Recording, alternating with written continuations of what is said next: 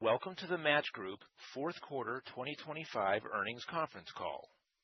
All participants will be in listen-only mode. Should you need assistance, please signal a conference specialist by pressing the star key followed by 0. After today's presentation, there will be an opportunity to ask questions. To ask a question, you may press star, then 1 on your telephone keypad. To withdraw your question, please press star, then 2. Please note, this event is being recorded. I would now like to turn the conference over to Tanny Shelburne, Senior Vice President of Investor Relations. Please go ahead. Thank you, operator, and good afternoon, everyone. Today's call will be led by CEO Spencer Rascoff and CFO Stephen Bailey. They'll make a few brief remarks, and then we'll open it up to questions. Good afternoon, and thanks for joining us. Just 1 year ago, I became CEO of Match Group. From day one, my focus was clear: prioritize user outcomes to rebuild trust and position Match Group to lead the next chapter of human connection. Given Tinder's scale and importance, I also took direct ownership of its turnaround. To guide this work, I laid out a simple 3-phase transformation: reset the company, revitalize the products, and drive a resurgence with our audiences, and over time, our financials.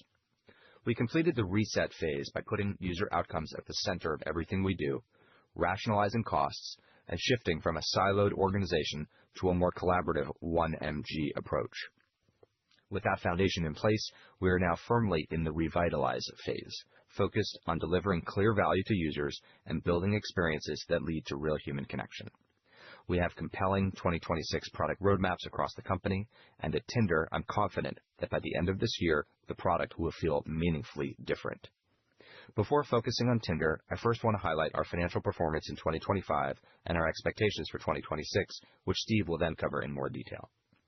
In 2025, we achieved our Match Group revenue and margin goals, excluding the discrete items we've called out in prior quarters, and generated over $1 billion in free cash flow, which we returned to shareholders through nearly $800 million of share buybacks and nearly $200 million in dividends, reducing our diluted shares outstanding by 7% year-over-year. And we did this while making meaningful progress on the Tinder turnaround and continuing to invest in Hinge. In 2026, we expect Tinder year-over-year direct revenue declines to be similar to 2025 as we continue to make product changes to improve user outcomes and drive long-term sustainable growth, but with short-term revenue trade-offs. Across the rest of the portfolio, we expect continued strong direct revenue growth at Hinge, while Evergreen and Emerging, or E&E, and MG Asia continue to face headwinds. We are reinvesting savings from last year's workforce reductions and alternative payments initiative into Tinder and Hinge product and marketing to drive long-term growth and shareholder value. Together, we expect this to result in relatively flat Match Group total revenue year-over-year in 2026 and adjusted EBITDA margins broadly in line with last year's, excluding the discrete items we've discussed. Now, let me go a level deeper on Tinder. The most important leading indicators we track for product efficacy are Sparks and Spark coverage. Sparks reflect the number of users engaging in a 6-way conversation, which we believe is a strong proxy for real connection. Spark coverage measures what % of our users get a spark in that period. Both metrics are improving, including among Gen Z users in the U.S. Globally, total sparks were down 11% year-over-year in December 2024, compared to down 5% year-over-year in December 2025. Similarly, global spark coverage improved from down 1% to up 4% year-over-year over that same period. Our product work is paying off. Our data indicates that sparks drive retention. Retention helps stabilize monthly active users, or MAU, and stabilized MAU supports revenue recovery over time. It is the earliest measurable signal that the ecosystem is healing, and I am very encouraged by these trends. We also closely track new registrations as a leading indicator of future MAU growth. Globally, new registration trends have improved significantly, down 5% year-over-year in Q4, compared to down 12% year-over-year in Q2, also a very positive signal. MAU naturally lags, but again, we're starting to see some progress here as well. MAU was down 9% year-over-year in Q4, compared to down 10% year-over-year in Q3. In fact, year-over-year MAU declines in December improved by at least 2 points across 15 countries, together representing approximately one-third of Tinder's global MAU, and in 10 of those markets we're actively testing new marketing strategies. This momentum has continued into early 2026, driven by better retention of existing users. Much of this progress is a result of our increased focus on improving the experience for women, and in turn for all users, through greater relevance and stronger safety. For example, we've been testing new AI-driven recommendation algorithms, which affect the order of profiles shown to women. Project Aurora has been an important learning engine, allowing us to test multiple high-conviction product changes together in a single market, Australia. In tests, Sparks went from down 14% in December 2024 to down around 8% year-over-year in December 2025, and Spark coverage reversed declines from down 2% to up 2% year-over-year over that same period. MAU trends have also improved in Australia from down 12% in January 2025 to down 9% in December 2025, and improvement was even more pronounced among women over that same period. Importantly, the negative revenue impact from these product changes continues to be less than we expected. This gives us a lot of confidence that the turnaround is working. Our 2026 product roadmap at Tinder directly addresses the most common Gen Z pain points. They want better outcomes, so we're focusing on relevance and match quality. They want authenticity and trust, so we're further strengthening verification and safety. And they are feeling dating fatigue, so we're redesigning discovery to be more expressive and less repetitive. The early indicators give us confidence in our strategy, and I expect more lagging indicators like year-over-year MAU trends to improve throughout the year as we execute on the product roadmap. Our objective is to reestablish Tinder as a sustainable growth business in 2027 and beyond by restoring durable user engagement and relevance at scale. While this approach involves making some near-term revenue trade-offs, we believe it ultimately strengthens Tinder's long-term monetization engine and will provide opportunities to increase both payer penetration and revenue per payer as user outcomes and the overall ecosystem improve.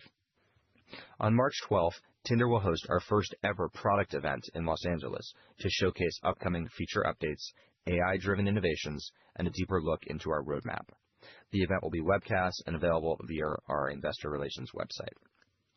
Turning now to Hinge. Our latest research with Harris Poll shows that roughly 80% of Gen Z singles want meaningful relationships, much higher rates than older generations, and we believe our platforms will increasingly be where those connections begin. Hinge continues to be the leading app in this intentional or focused dating space, with strong user growth and revenue momentum. Hinge's exceptional performance reflects clear positioning, disciplined execution, and a simple North Star of getting users on more great dates. Trust and safety is the foundation for this Hinge experience. Built upon Tinder's successful rollout of FaceCheck, Hinge is also rapidly rolling this feature out in key markets.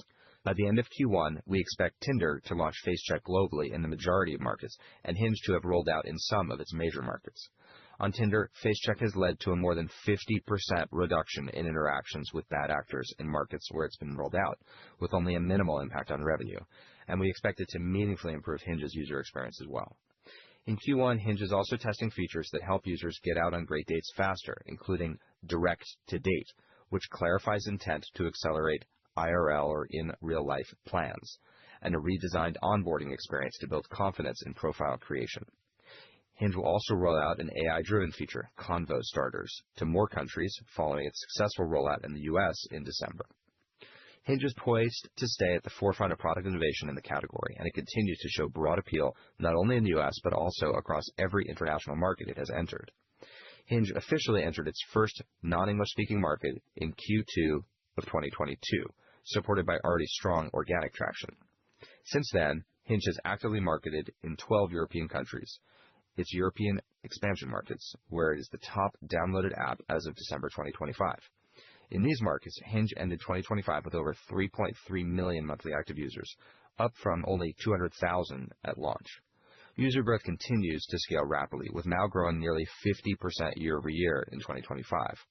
We expect Hinge to deliver over $100 million of direct revenue in 2026 in its European expansion markets, with significant runway ahead.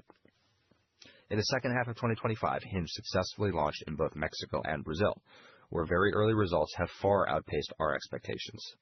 Hinge was already the second most downloaded dating app in Mexico and Brazil as of December 2025, and is clearly resonating with intentioned daters.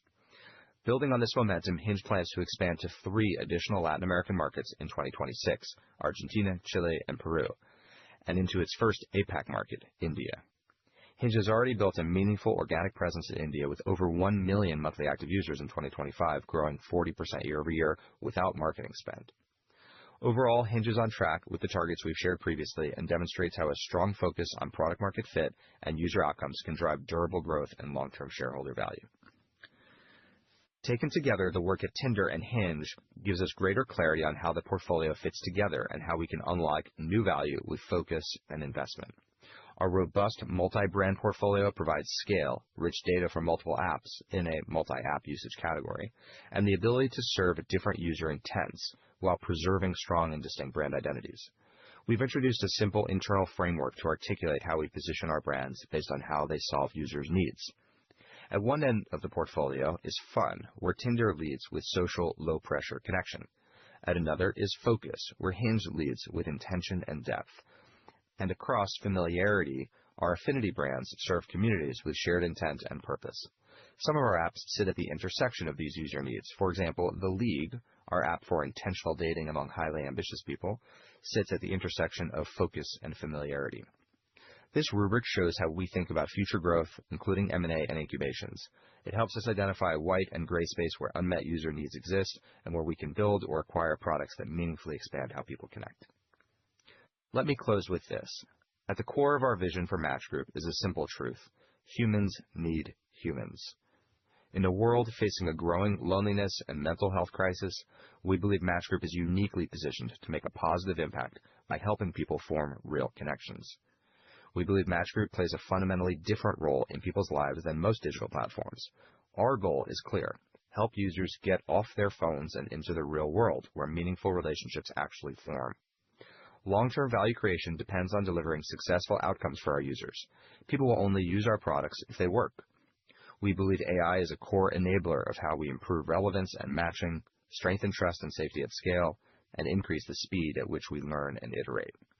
The early progress we're seeing in our technology, product quality, and user outcomes reinforce our decision to double down on these initiatives, all while maintaining a commitment to returning meaningful capital to shareholders through buybacks and our dividend, and boost our confidence in the turnarounds already underway at Match Group. With that, I'll turn it over to Steve. Thanks, Spencer. Today, I'll share more details on our latest performance and discuss our guidance for Q1 and full year 2026. Unless otherwise noted, all amounts are on an as-reported basis, and comparisons will be discussed on a year-over-year basis. More details can be found in the financial table below. We finished 2025 with another quarter of strong execution. Total revenue and adjusted EBITDA both exceeded the high end of our Q4 guidance. Total revenue benefited from a smaller than expected impact from Tinder's user experience tests. These tests had a $6 million negative impact to Tinder direct revenue in Q4, which was $8 million less than we expected at the time of our last call, and adjusted EBITDA benefited from our ongoing cost efficiency efforts. Diving deeper into Q4, Match Group delivered total revenue of $878 million, up 2% and flat on a foreign exchange neutral basis. Payers declined 5% to 13.8 million, while RPP increased 7% to $20.72. Adjusted EBITDA was $370 million, up 14%, representing an adjusted EBITDA margin of 42%. Excluding an $8 million gain on the sale of an LA office building and $2 million of restructuring costs, adjusted EBITDA margin would have been 41%. For the full year 2025, Match Group delivered total revenue of $3.5 billion, flat both as reported and FXM. Adjusted EBITDA for the full year was $1.2 billion, down 1%, representing an adjusted EBITDA margin of 35%.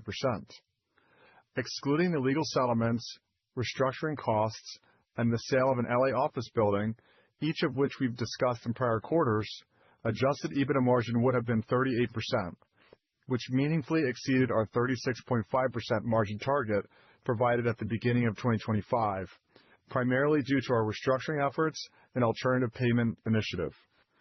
Tinder Q4 direct revenue was $464 million, down 3%, down 5% FXM. Tinder payers declined 8% to 8.8 million, and RPP grew 5% to $17.63. Adjusted EBITDA in the quarter was $263 million, up 1%, representing an adjusted EBITDA margin of 55%. For the full year, Tinder delivered direct revenue of $1.9 billion, down 4%, down 5% FXM. Adjusted EBITDA was $941 million, down 7%, representing an adjusted EBITDA margin of 49%. Excluding the $61 million Candelore legal settlement charge and $5 million of restructuring costs, adjusted EBITDA margin would have been 52%. Hinge Q4 direct revenue was $186 million, up 26%, up 24% FXM.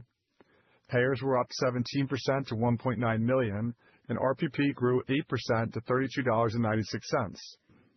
Adjusted EBITDA was $67 million in Q4, up 54%, representing an adjusted EBITDA margin of 36%. For the full year, Hinge delivered direct revenue of $691 million, up 26%, up 25% FXM. Adjusted EBITDA was $226 million, up 36%, for an adjusted EBITDA margin of 33%. E&E Q4 direct revenue was $145 million, down 7%, down 9% FXM. Payers were down 14% to 2.1 million, and RPP grew 8% to $22.53. Adjusted EBITDA was $48 million, flat year-over-year, representing an adjusted EBITDA margin of 33%. For the full year, E&E delivered direct revenue of $594 million, down 8%, down 9% FXM. Adjusted EBITDA was $140 million, down 18%, for an adjusted EBITDA margin of 23%. Excluding the $14 million Federal Trade Commission legal settlement charge and $6 million of restructuring costs, adjusted EBITDA margin would have been 26%. Match Group Asia direct revenue in Q4 was $66 million, down 2%, down 1% FXM. Azar direct revenue was up 1%, both as reported and FXM. Payers direct revenue was down 5%, down 4% FXM. Across Match Group Asia, payers increased 3% to 1 million, while RPP declined 5% to $20.91. Adjusted EBITDA was $16 million, up 2%, representing an adjusted EBITDA margin of 25%. For the full year, Match Group Asia direct revenue was $267 million, down 6%, down 5% FXM. Excluding the exit of our live streaming businesses, Match Group Asia direct revenue would have been flat year-over-year, up 1% FXM. Adjusted EBITDA was $66 million, up 9%, for an adjusted EBITDA margin of 25%. Including stock-based compensation expense, total expenses in Q4 were down 7%. Cost of revenue decreased 6% and represented 25% of total revenue, down 2 points as a percent of total revenue, driven by alternative payment savings. Selling and marketing costs increased $6 million, or 4%, but was flat at 17% of total revenue, primarily due to higher marketing spend at Hinge. General and administrative costs decreased 22%, down 3 points as a percent of total revenue, to 10%, driven by the gain on sale of an LA office building and lower legal fees. Product development costs remained flat at 12% of total revenue. Depreciation and amortization decreased by $10 million to $21 million due to lower internally developed capitalized software costs, primarily at Tinder. Our trailing 12-month gross leverage was 3.2 times, and net leverage was 2.4 times at the end of Q4. We ended the quarter with $1 billion of cash equivalents, and short-term investments on hand, and plan to use $424 million of cash to pay off the 2026 convertible notes on or before their maturity in June. In Q4, we repurchased 7.3 million shares at an average price of $33 per share on a trade date basis, for a total of $239 million, and paid $45 million in dividends. For the full year 2025, we delivered operating cash flow of $1.1 billion and free cash flow of $1 billion. Free cash flow was negatively impacted by the timing of the final Apple payment of the year, which we expected in December, but did not receive until early January.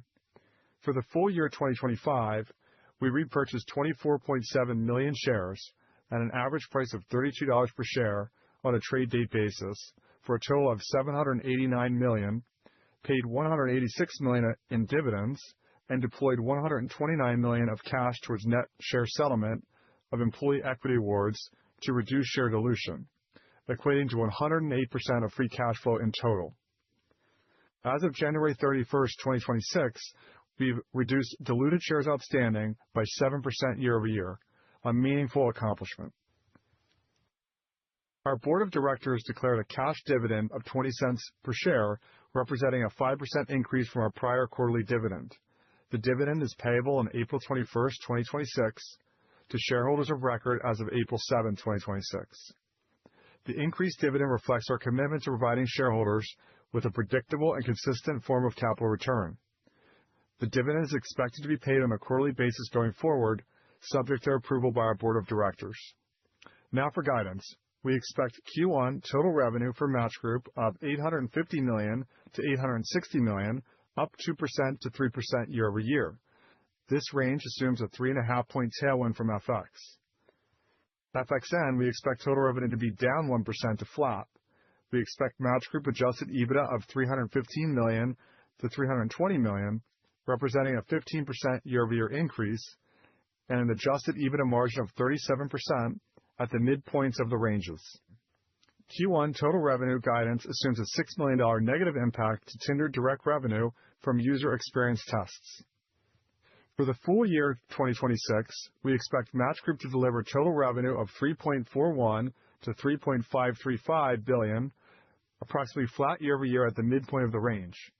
This year-over-year range assumes a 1-point tailwind from FX, a nearly 1.5-point headwind from Tinder user experience tests, and a 1-point headwind from the planned rollout of Face Check across the portfolio. We expect full year 2026 indirect revenue to decline in the mid-teens %.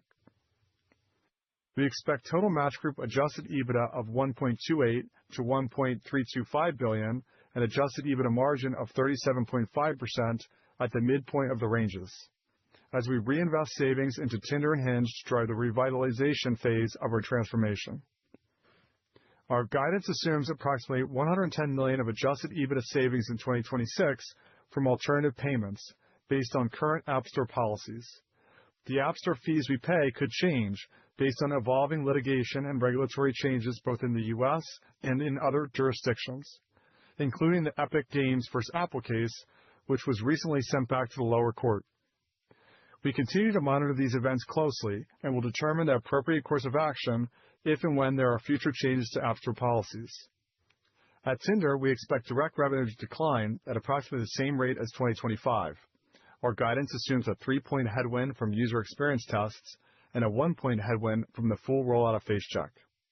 It also includes a $50 million increase in Tinder marketing spend for a total budget of approximately $230 million, as we test into marketing to support our product turnaround and user growth efforts. We expect adjusted EBITDA margins of approximately 50%, with alternative payment savings helping to offset higher marketing spend. At Hinge, we expect continued strong direct revenue growth in the low to mid 20% and adjusted EBITDA margins in the mid to high 30%, with robust margin expansion driven by our plan to reinvest only 1/3 of Hinge's expected savings from alternative payments. Hinge remains on track to achieve $1 billion in revenue in 2027, with continued margin expansion. At E&E, we expect direct revenue to decline in the low double digits as we work to reinvigorate emerging brands' growth by improving user outcomes. We expect adjusted EBITDA margins to expand to the high 20% with the completion of our platform consolidation efforts and from alternative payment savings. And at Match Group Asia, we expect direct revenue to decline in the high single digits, reflecting Azar's ongoing block in Turkey and its global rollout of a new user verification technology which builds upon Face Check. We also expect a 3-point FX headwind to Match Group Asia direct revenue. We expect adjusted EBITDA margins to be in the low to mid 20%.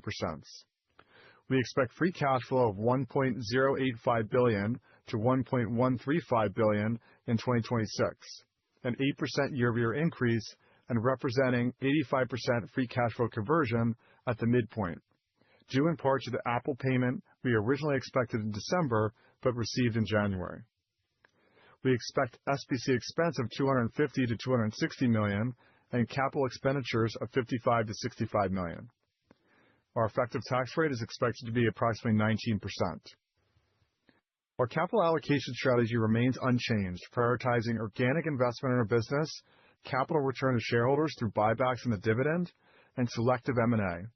We plan to continue net selling employee equity awards in 2026 to reduce dilution.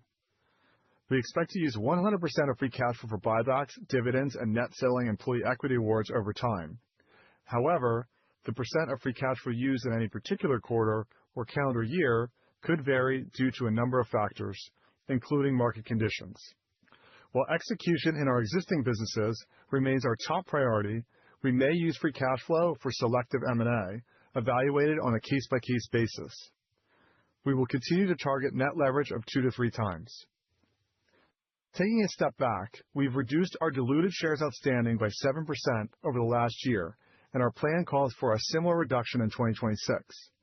While we're hard at work turning around Tinder's MAU trends, we're also aggressively reducing shares outstanding, which we expect will leave us in a very attractive spot on the other side of this. With that, let's turn it over to Q&A. Before we start Q&A, I need to remind everyone that during this call, we may discuss our outlook and future performance. These forward-looking statements may be preceded by words such as we expect, we believe, we anticipate, or similar statements. These statements are subject to risks and uncertainties, and our actual results could differ materially from the views expressed today. Some of these risks have been set forth in our earnings release or periodic reports with the SEC. Also, during this call, we will discuss certain non-GAAP financial measures. Reconciliations to the most directly comparable GAAP financial measures are provided in the published materials on our IR website. These non-GAAP measures are not intended to be substitutes for our GAAP results. Operator, we're ready for the first question, please. We will now begin the question and answer session. To ask a question, you may press star, then 1 on your telephone keypad. If you are using a speakerphone, please pick up your handset before pressing the keys. To withdraw your question, please press star, then 2. Our first question today comes from Jason Helfstein with Oppenheimer. Please go ahead. Thanks for taking the question. I guess just to Spencer, any more details you can share around the early learnings from Project Aurora? And is the idea that, is it one thing, or the idea is that, you may take pieces of it and use some, use all, et cetera, et cetera. So the point is, I guess, just expand there. And then just second, can you connect the dots with us at Tinder between the fourth quarter improvement in new registrations and MAU and the 4% increase in December Sparks? And did Sparks improve throughout the quarter? Thanks. Yeah, thanks, Jason. So Aurora is our focus on Australia in Q4, and we gave Australia everything we had in terms of product improvements up to that point in time and marketing spend and tactics. And so, I'll give you some Australia-specific data. I think some of this I referenced. Some of this is in the earnings script, but some of it's not. So, for example, Australia Sparks in December of 2024 were down 14% year over year. In December 2025, they were down 8% year over year. Sparks coverage, we mentioned, went from negative 2% year over year to positive 2% year over year. Australia MAU in December 2024 went from negative 12% year over year to negative 9% year over year. And female MAU improved even more. Overall MAU improved by 3 points, but female MAU improved by 5 points. Australia double date usage also went up quite a bit. So last quarter, I said 1 of 6 Australians, 18 to 22, were using double date. This most recent quarter was 1 out of 4 were 18 to 22-year-olds were using double date. And overall in Australia, 10% of users are now using double date. So very encouraging results in Australia. It shows that a good product roadmap and a lot of hard work and effective marketing can start to change these user metrics. In terms of the scope of what was in Australia and how we roll that out elsewhere, there are some aspects of Aurora which are already rolled out elsewhere. So, for example, Face Check was just in Australia at some point in 2025. Now it's in much of the world. By March, it will be in most territories globally. So FaceCheck is not just in Australia. The marketing spend and tactics that we tested and learned our way through in Australia, that also is being rolled out globally. Specifically in 2026, we're focused more on user acquisition or performance marketing, not top of funnel brand marketing. What I mean by that is, if you think of our past campaigns, such as It Starts with a Swipe, which generate overall awareness for Tinder, that would be an example of top of funnel brand marketing. But most of our marketing in 2026, following the results from Aurora, are going to be bottom of funnel focused. These are things like, real user generated content on TikTok or Instagram of young users saying, I'm using Double Date, or this is a totally different Tinder. This is not what I thought Tinder was like. Check it out. So shift in marketing tactics and marketing scale globally based on what we learned from Aurora. But there are some things that are still only in Australia. This is examples like chemistry, which we haven't rolled out into many other geographies yet, but we will, but more to come on that soon. So that's how what we learned in Australia with Project Aurora is informing the rest of the world. To your second question, Jason, about Q4 registration improvements, where we went from -12% new regs in Q2 to -5% in Q4, and how that ties to Sparks and MAU. I would describe it as this. If you think of our audience as a funnel, where at the bottom of the funnel, we have Sparks, that's six-way conversations, and at the very top of the funnel, you have new registrations. It's easiest to impact the bottom of the funnel. And so that's where you would expect this product-driven turnaround to start showing up the most in our numbers, and that is in fact what we're seeing. We can improve the user experience of the product relatively quickly with enough focus by improving our recommendation algorithms, by improving the app's performance and uptime, the design of the apps, the quality of our push notifications, many other things that we've done on the roadmap over the last 6 months. And so you see that in Sparks at the bottom of the funnel. It's much harder to drive top of funnel MAU growth and registration growth, because for that to grow, we need to drive reconsideration. We need to convince people to give Tinder another shot. It's very encouraging. It gives me a lot of confidence that we're even starting to see any improvement yet in MAU and new registrations, given how recent the start of this turnaround really is. Operator, ready for the next question, please. And the next question is from Corey Carpenter with JP Morgan. Please go ahead. Yeah, thanks for the question. I had two. I know Australia has gotten a lot of focus, but you mentioned that engagement improved by 2 points in 15 countries. Maybe, Spencer, could you expand a bit on what you think is driving that and how that's trended to start the year? And then just a second question, user experience headwinds. You called that out as coming in less than expected.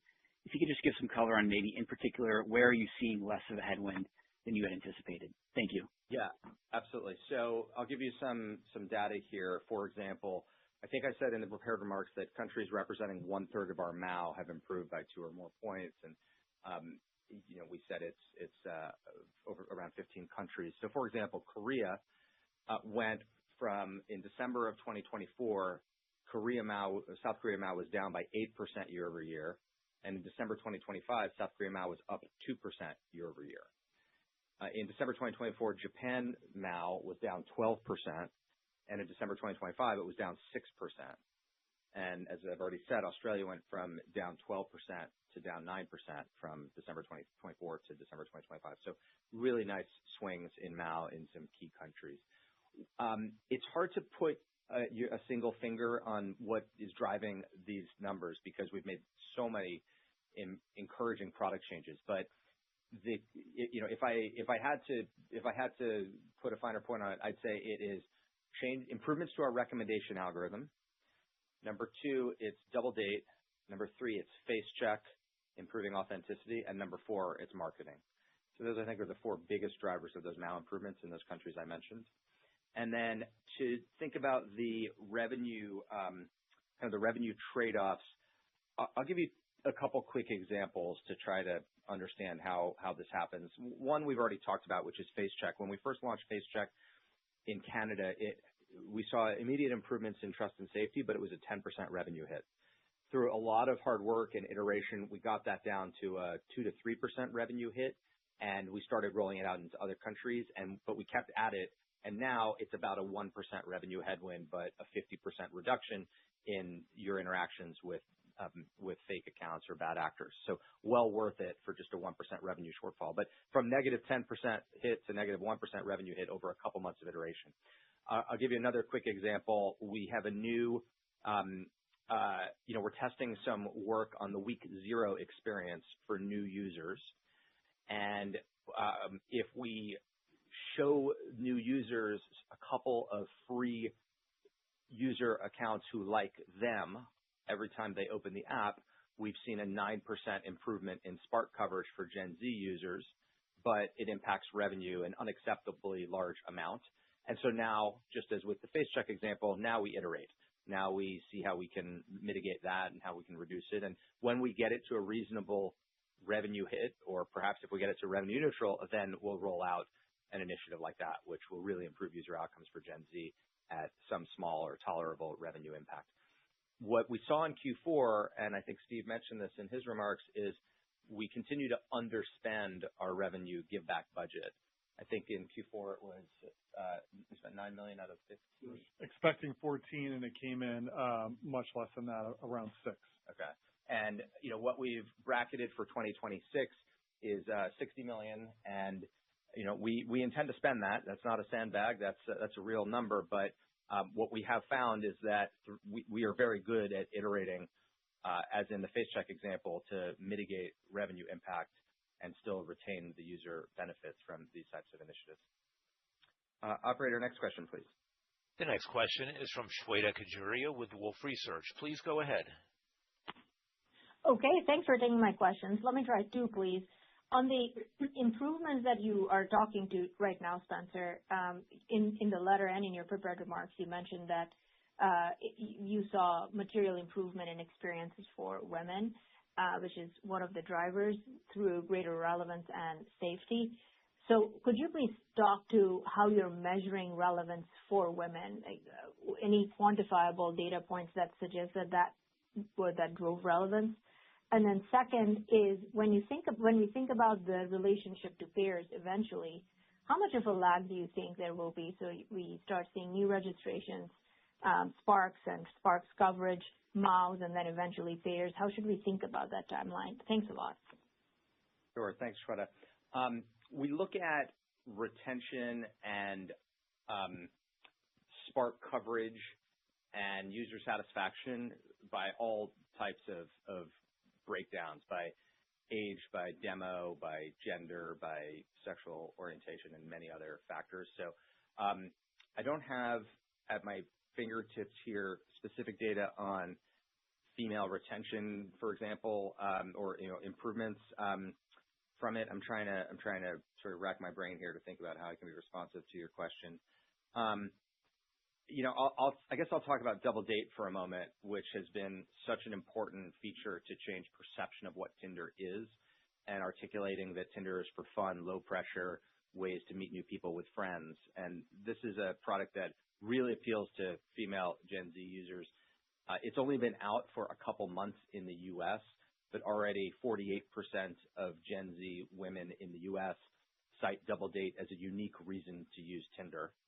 And 69% of U.S. Gen Z women say they're aware of the feature, and 46% of U.S. Gen Z women say that Double Date is the most defining feature of Tinder. So, the other metric I'd draw your attention to, as I think I already stated, that female MAU in Australia is up even more than total MAU in Australia. So actually, if you compare female MAU with male MAU, it would be quite a bit higher over the Q4 period. And that's due to several things. As I said, it's due to Double Date, it's due to Rex improvements, and it's due to better marketing. So, we're definitely seeing stronger female retention, female MAU growth as a result of our product initiatives and marketing. Steve, you had the second question. Oh yeah, and just how does that translate?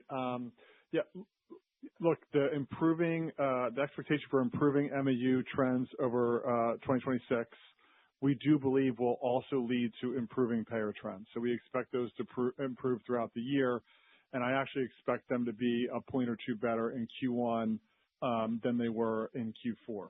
We do see it translating to payers, and we expect that to continue to happen throughout the year. Next question. Thanks, Spencer. Thanks, Steve. The next question is from Dan Salmon with New Street Research. Please go ahead. Great. Good evening, everyone. Spencer, I kind of have a two-part question. I kind of wanted to go back and just review a little bit about the leadership transition at Hinge and maybe more importantly, the creation of Overtone. But then kind of dovetail that into some of the comments you walked through in your prepared remarks about, the refreshed look at the portfolio and sort of the areas of fun, focus, and familiarity, and trying to place your bets within that framework, and ultimately get to the sort of room you've left yourself here for both small tuck-in M&A and incubation. And just to see obviously your last action here was an incubated launch, but maybe just to expand on your thoughts on what the potential is there as you look at the portfolio and how it might evolve over the year. Thanks. Yeah, absolutely. Good question, Dan. So Hinge didn't miss a beat when we changed CEOs in Q4 because Jackie, who's been running marketing and was effectively running Hinge for 2025, stepped in seamlessly to the CEO role. So the Hinge leadership team is in place, is incredibly mission-oriented, capable, incredible stewards of the Hinge business, and just fantastic, and really understands the Hinge user and the product roadmap. So Hinge continues to march on. I'm glad you brought up what we call the GEM, which is this portfolio strategy work. This is one of the first things that I kicked off when I joined this company about a year ago, and I said, I need to understand how all these brands fit together. And our employees were really anxious for this as well. They were saying, why do we have 20-something brands, and how do they connect with one another, and what problems are they trying to solve, and where should they overlap or not? And that work that we did, which was really important work that required and utilized a lot of consumer insights and brand strategy work, gave us this framework that has been really illuminating for us as a company. I'll use that to talk just for a moment about Hinge, and then I'll answer your question about other potential additions to the portfolio. So with respect to Hinge being the leader in the focused space, Hinge's runway in that area is massive. I actually think the focused section of that gem has more total potential over the long run than even the fun side of that gem, because demographically, it's a much bigger potential audience. It ranges from people in their mid-20s up to people in their mid-70s or mid-80s that are looking for a focus, find your soulmate, find your person, an app that's designed to be deleted. And Hinge is really just getting started as it marches country by country globally. So massive potential for monthly active user growth for Hinge. And that segment, the focus segment, should monetize over time better than the fun segment, because people are more willing to pay for a focused outcome than for a fun outcome. And those users also have more disposable income. So the monetization potential for Hinge as the leader in the focus space is really significant. To answer your question about other white space or gray space we might find in the portfolio based on that brand strategy work, we're always incubating new ideas. For example, we have one right now called Slide, focused in Korea, which is a 3-on-3 dating app concept only in Korea. And so, we launch something like that, we test, we learn from it, we decide whether to invest in it or to bring that feature set to other apps of ours or to stop investing in it. So right now we have that one. We have another one which I'm not going to talk about at this moment. And we're always exploring new concepts as well as looking at potential investments or acquisitions. Operator, next question, please. The next question is from Nathan Feather with Morgan Stanley. Please go ahead. Hey, everyone. Thanks for taking the question. I want to touch a little bit more on the new registration trend and the improvement there. You mentioned a lot of changes on the marketing side. What have been the main source of those new registrations? Are you seeing improvements in registrations through organic channels, word of mouth, or is it more marketing-led? And then interested to hear about the learnings from chemistry to date. What's the consumer behavior been as you've added that new surface area to the app? Thank you. Yeah, thanks, Nathan. So, there have been a variety of sources of new registrations. Certainly, marketing has been an important part of it, but Double Date also drives new invitations because existing Tinder users invite their friends to be their Double Date partner. So, it's been a variety of initiatives, and then actually, organic social has been a big driver. You've seen things on TikTok or Instagram today that you probably wouldn't have seen a year ago. People talking organically, oh, Tinder is back, Tinder is cool again. I don't know what Tinder did, but I'm not seeing bots or spam accounts anymore. That's how face check makes its way into the real world, into the Gen Z language on social. So that's driving organic new regs as well. And regarding chemistry, chemistry is really two things. Chemistry is an AI way to interact with Tinder and answer questions in order to then get just a single drop or two rather than swiping through many profiles. It's also a way to connect your camera roll to Tinder and then let Tinder draw out insights from your camera roll. Today that's in service of driving a custom AI-driven recommendation drop, but in the future it will have other applications. So we're learning a lot from chemistry. We think it helps, on the first point, we think it helps solve swipe fatigue, which is an objection that we hear from users who say, I just want to get to the good stuff faster. I want to get to a spark more quickly. And of course, we have lots of ways to do that. We improve recommendations. We improve lots of things about the product. But another way to do that is to give people a new way to use Tinder with this single drop. And then, as I've alluded to, we have a long-term roadmap regarding what to do, how to integrate the camera roll insights into the user experience as well. So still learning a lot about chemistry, more to come. Next question, please. The next question is from Ross Sandler with Barclays. Please go ahead. Great.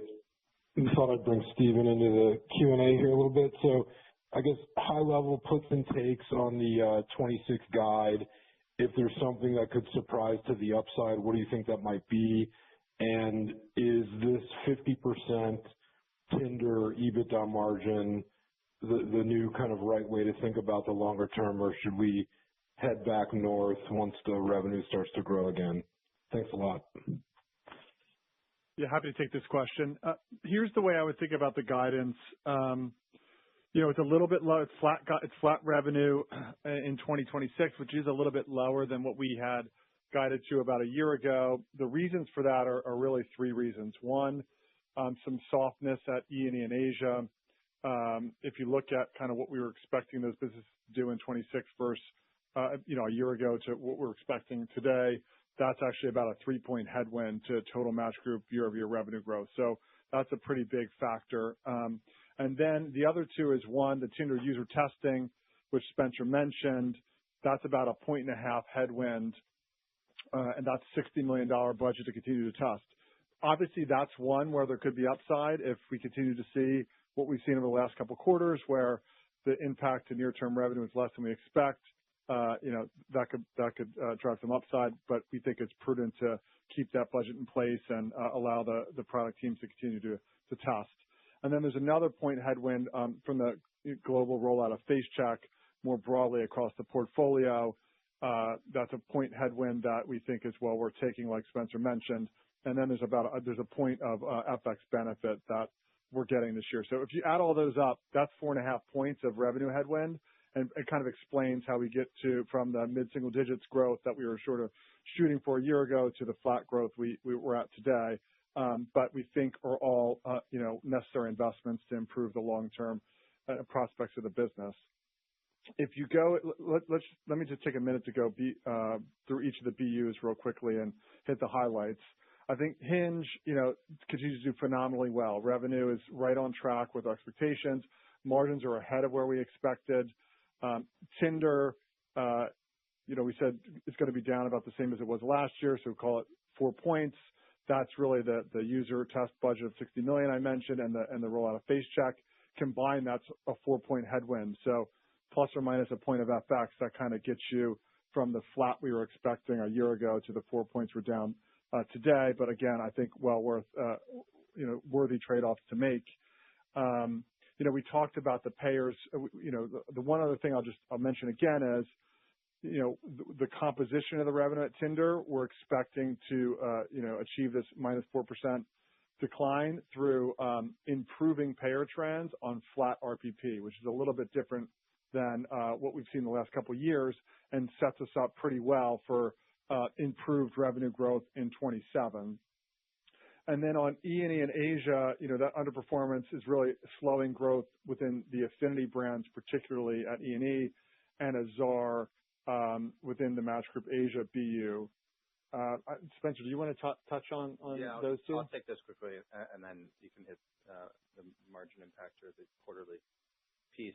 So on Azar is currently not permissible in Turkey, and we think we have a path on that. We're working very hard on getting usage in Turkey restored, but that contributes to a 2026 headwind, at least for now. Regarding E&E, the weakness on E&E is on affinity. These are our brands that are race or ethnic specific, such as Chispa for Hispanic daters or BLK for Black daters or Salams for Muslim daters, for example. Those apps are on the focus side of the brand portfolio. And of course, the reason for that is if you're using an app just trying to find people of a particular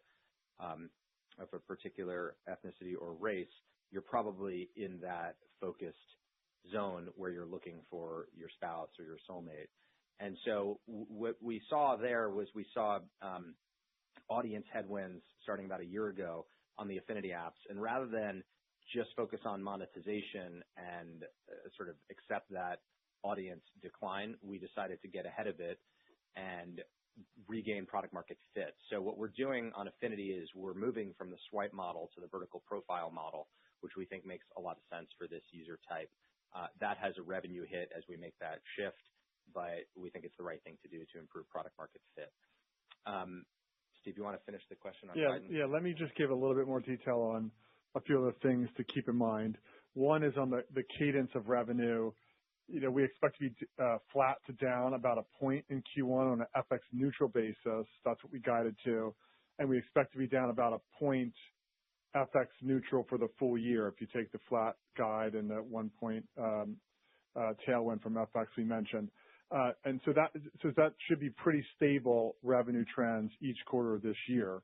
And then on the profitability side of the equation, we're taking the savings we achieved from the workforce reductions and alternative payments, and we're investing that back into Tinder and Hinge product and marketing. We mentioned the $50 million increase in Tinder marketing spend to about $230 million. We think they're all the right decisions to make, and that's what puts you at the 37.5% margins for the full year. On the cadence on the margin side, I do think it'll look a little different this year than in years past. We guided to 37% margins in Q1.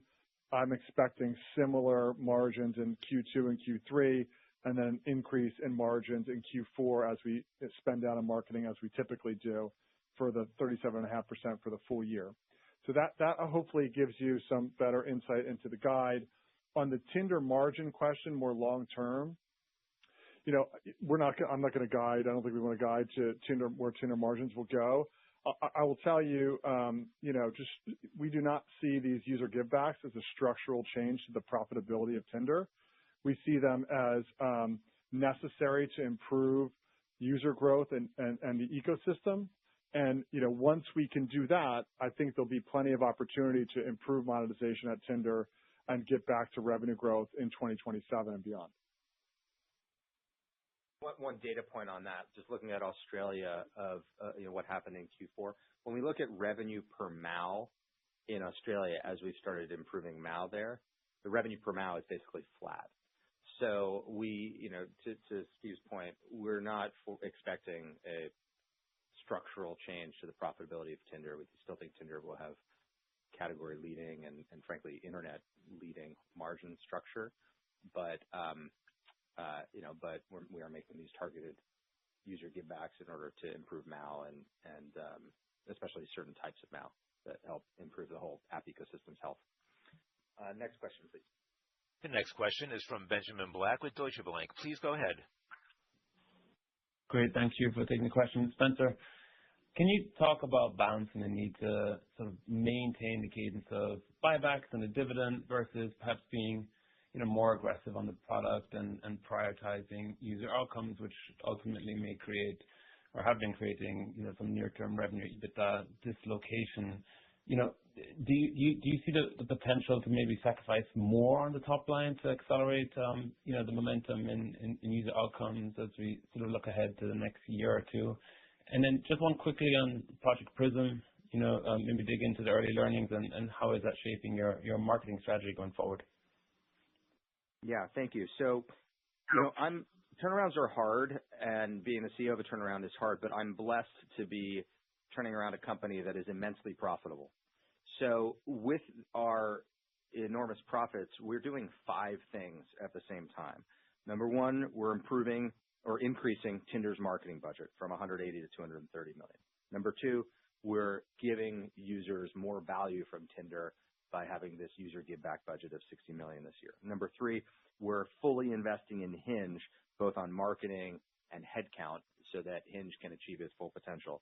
And then number four, we're funding a significant buyback, buying back about 7% of the company this year and 7% last year, and funding the dividend, increasing the dividend. So the fact that we're able to do all 5 of these things simultaneously is a blessing. And I think we've right-sized each of those 5 levels of investment relative to where they all need to be. So that's how I'd approach it. Regarding Prism, for those that don't know, is our first ever Match Group-wide analysis of measuring marketing efficacy across brands. So we've been able to put every single penny we spend on advertising across every single brand on an apples-to-apples basis and look at the efficacy of ad spend. What it exposed to us was the benefits for brands like Tinder to be more focused on down funnel advertising, performance, and user acquisition advertising rather than top of funnel brand advertising. And it informed the increased spend on Tinder from 180 to 230. And it also unlocked a lot of other learnings in the E&E brands as well as the Hinge brand. The former SVP of marketing at Tinder is now the CMO of E&E, which was a very important cross-brand way for us to bring Tinder insights over to the E&E brands and great expertise and competence over across the company as well. I think we only have a couple more minutes and we've got a couple more questions. So let's go to the next question. We'll see if we can get through all of them. If not, we might have to follow up offline. Next question, please. The next question is from Brad Erickson with RBC. Please go ahead. Yeah, thanks. Spencer, I just wanted to follow up on that last comment on Prism.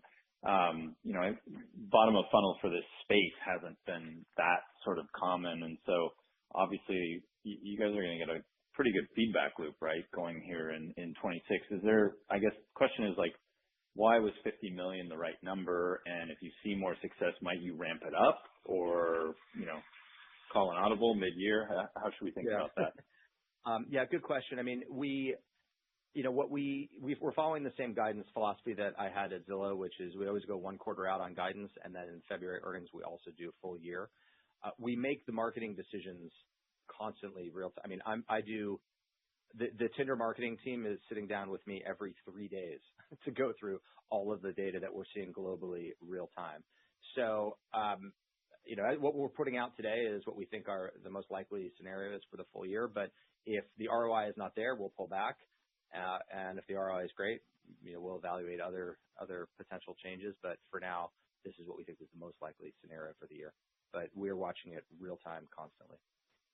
Extremely hands-on on this one. The Tinder marketing team we've moved into the open space at our building in the LA office, and that's who I sit with, is the Tinder marketing and social media team, because that's where I want to be most aware of exactly what's happening day to day and week to week.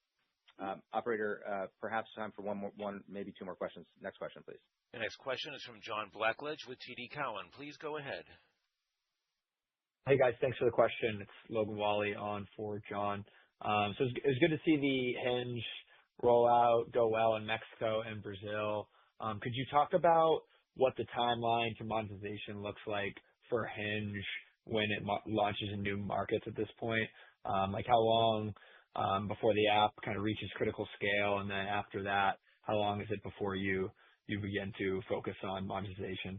And then also, any early learnings from Mexico and Brazil that you plan to apply to the South America launches for later this year? Thanks. Yeah, why don't I take the monetization question? The short answer is it takes time. It does, and we've seen that with Hinge in Europe. I think that's the best sort of case study. They've been at it in Europe for a couple of years now. They've done phenomenally well, obviously. That's the playbook. We've seen the MAU growth first. We're now starting to see revenue growth.